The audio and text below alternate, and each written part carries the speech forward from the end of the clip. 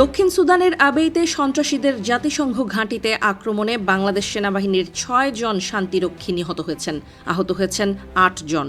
সেখানে গত রাত পর্যন্ত যুদ্ধ চলমান ছিল, এই খবর জানিয়েছে আইএসপিআর।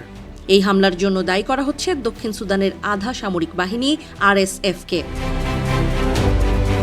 গণমাধ্যমগুলো বলছে আরএসএফ হলো সেই বাহিনী যারা দেশটির এল ফেশার শহরে ভয়াবহ গণহত্যা চালিয়ে একদিনে ২,০০০-এরও বেশি মানুষকে হত্যা করেছিল।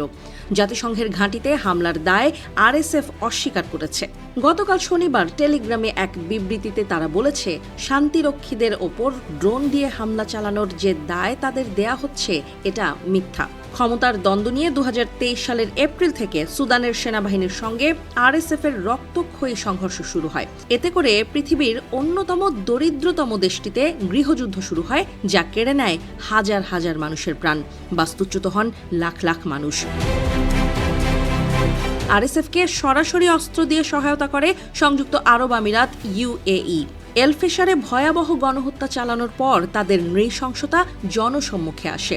আরএসএফ গঠিত হয় ২০১৩ সালে। তারা মূলত কুখ্যাত জাঞ্জাউইদ সশস্ত্র গোষ্ঠীর সদস্য ছিল। এই বাহিনী দারফুরের বিদ্রোহীদের কঠোর হস্তে দমন করে। তাদের বিরুদ্ধে অভিযোগ, তারা আরবদের বিরুদ্ধে গণহত্যা ও নির্মমতা চালিয়েছে। দারফুরের বিদ্রোহীদের দমন ও নতুন বাহিনী প্রতিষ্ঠার পর থেকে আরএসএফ প্রধান জেনারেল দাগলো একটি শক্তিশালী বাহিনী গঠন করেন, যেটি ইয়েমেন এবং লিবিয়াতেও সশস্ত্র যুদ্ধে অংশ নিয়েছে। আরএসএফ প্রধান সুদানের কিছু সোনার খনির নিয়ন্ত্রণ করেন। সেখানকার সোনা ইউএইতে পাচার করা হয় বলে অভিযোগ রয়েছে। সুদানের সেনাবাহিনীর অভিযোগ, আরএসএফকে সহায়তা করে আরব আমিরাত। এছাড়া আমিরাত সরাসরি সুদানের ড্রোন হামলাও চালিয়েছে, যদিও আমিরাত এই অভিযোগ অস্বীকার করে আসছে। এছাড়া পশ্চিম লিবিয়ার জেনারেল খলিফা হাফতারও আরএসএফকে সহায়তা করে বলে অভিযোগ সুদানের সেনাবাহিনীর। তাদের দাবি, আরএসএফকে অস্ত্র এমনকি সেনা দিয়েও সহায়তা করেন খলিফা হাফতার। ২০২৫ সালের জুনের শুরুতে আরএসএফ লিবিয়া এবং মিশর সীমান্তবর্তী সুদানের বিশাল সীমান্ত এলাকা দখল করে, যা তাদের জন্য বড় জয় ছিল।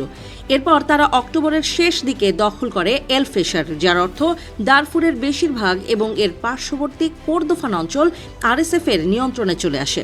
আরএসএফ এসব জায়গায় বিদ্রোহী সরকার গঠন করেছে। এর অর্থ সুদান আবারও দ্বিখণ্ডিত হয়ে গেছে। এর আগে ২০১১ সালে দক্ষিণ সুদান নামে আলাদা একটি দেশের জন্ম হয়, যেখানে সুদানের বেশিরভাগ তেল ক্ষেত্রগুলোও ছিল।